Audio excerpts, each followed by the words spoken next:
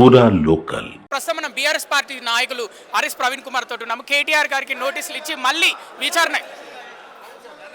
విచారణకు పిలవడం ఎలా అనిపిస్తుంది?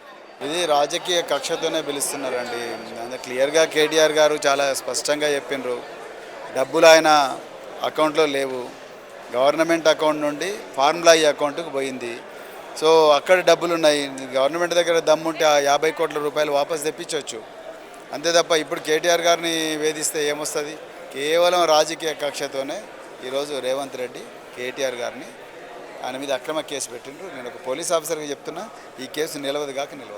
అంటే రీసెంట్గా చూసుకుంటే హరీష్ రావుకి నోటీసులు ఇచ్చారు, విచారణకు హాజరయ్యారు. కేసీఆర్కి నోటీసులు ఇచ్చారు, విచారణకు హాజరయ్యారు. ఇప్పుడు కేటీఆర్కి నోటీసులు ఇచ్చారు, విచారణకు హాజరయ్యారు. అంటే త్వరలో స్థానిక సంస్థలు ఎన్నికలు రాబోతున్నాయి. మీ పార్టీకి మరి ఓట్లు పడే అవకాశం ఉంటుందా? బరాబర్ పడతాయి, గతంలో కన్నా ఇంకా ఎక్కువగా పడతాయి. వీళ్ళు ఈ స్థానిక సంస్థల ఎలక్షన్లలో పార్టీని ఇబ్బంది పెట్టాలని ఇవన్నీ చేస్తున్నారు. వాళ్ళు అన్యాయాలను, అక్రమాలను, దోపిడీని ప్రశ్నిస్తున్నందుకే ఈరోజు ఈ 2-3 నాయకుల మీద కంటిన్యూస్గా కేసులు పెడతా ఉన్నారు. ఎన్ని పెట్టినా కూడా అవి ఆశీర్వాదాలు అనుకుంటే తప్ప మేము బాధపడం. రేవంత్ రెడ్డి డొల్లతనం బయటపడ్డది, రేవంత్ రెడ్డి మూర్ఖత్వం బయటపడ్డది. తెలంగాణ ప్రజలు వద్దురా నాయన ఈ రేవంత్ రెడ్డి పాలన అనే కాడికి తెచ్చుకున్నాడు రేవంత్ రెడ్డి. సో ఆయన బొంద ఆయన దవ్వుకుంటే మేము చేసేదేం లేదు. కేటీఆర్ విచారణకు హాజరయ్యే ముందు మీడియాకు అడ్రస్ ఇచ్చారు ఇక్కడ తెలంగాణ భవన్లో. నేను తెలంగాణ కోసం ఎన్నోసార్లు అరెస్ట్ అయ్యాను, జైలుకి వెళ్ళాను, ఇప్పుడు కూడా వెళ్తున్నాను, అరెస్ట్ అయితేనేమో అన్నట్టు మాట్లాడారు. ఒకవేళ కేటీఆర్ అరెస్ట్ అయితే పార్టీ పరిస్థితి ఏంటి? పార్టీ అద్భుతంగా ఉంటుందండి. పార్టీ కేటీఆర్ గారు ఎక్కడున్నా పార్టీని అద్భుతంగా నడిపిస్తారు. సో దానికి ప్రతి ఒక్కరు కూడా ఆయనలాగా ఆలోచించే విధంగా గొప్ప గొప్ప నాయకులను కేటీఆర్ గారు తయారు చేశారు. రేవంత్ రెడ్డి అనుకుంటున్నాడు కేటీఆర్ గారిని ఒక్కరిని ఇబ్బంది పెట్టినంత మాత్రాన పార్టీ కుంటుపడుతుందో, పార్టీ ఆగుతుంది. పార్టీ ఇంకా గతంలో కన్నా ఇంకా గొప్ప వేగంతో ముందరికి పోతుంది. కేటీఆర్ గారు ఎక్కడున్నా కూడా పార్టీని దిశానిర్దేశం చేసి అద్భుతంగా ముందరికి ఉరికించగలిగే సత్తా ఉన్న నాయకుడు కాబట్టి మరి కేసీఆర్ గారు వారిని వర్కింగ్ ప్రెసిడెంట్గా పెట్టిండ్రు. రేవంత్ రెడ్డి అనుకుంటున్నాడు గాలి మీద ఉమ్మేస్తే ఆయన ముఖం మీదనే పడుతుంది తప్ప ఇంకోటి కాదు.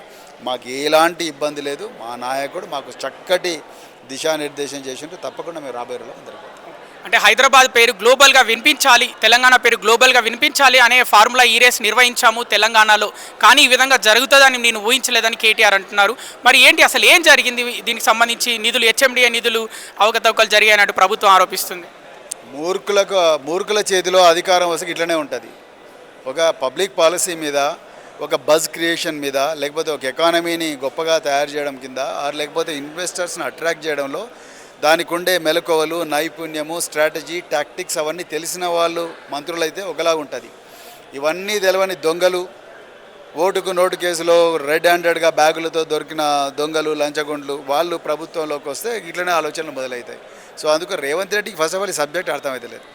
ఈ సబ్జెక్ట్ ఆయనకు తెలిసిందంతా కేటీఆర్ని ఎట్లనే చేసి జైలుకి పంపించాలి, కేటీఆర్ని జైలుకి పంపించాలి అన్న ధోరణిలోనే ఆయన ఆలోచిస్తున్నాడు తప్ప ఇంకొకటి కాదు. రేవంత్ రెడ్డి ఎట్టి పరిస్థితుల్లో కూడా ముఖ్యమంత్రి పదవికి అర్హుడు కాదని మరోసారి ఆయన పూర్వు చేసుకున్నాడని నాకు అనిపిస్తుంది. 6 గ్యారెంటీల పరిస్థితి ఏంటి? మీకు ఏమనిపిస్తుంది? ఇది కాలయాపన అంటున్నారా, కక్షాపూరిత చర్య అనుకుంటున్నారు? ఇవన్నీ 6 గ్యారెంటీలకు సంబంధించి 6 గ్యారెంటీలు వాళ్ళ చేత కాదని మొదటి రోజే తెలిసిపోయింది. ఇంకా కొత్తగా తెలిసేది ఏమున్నది?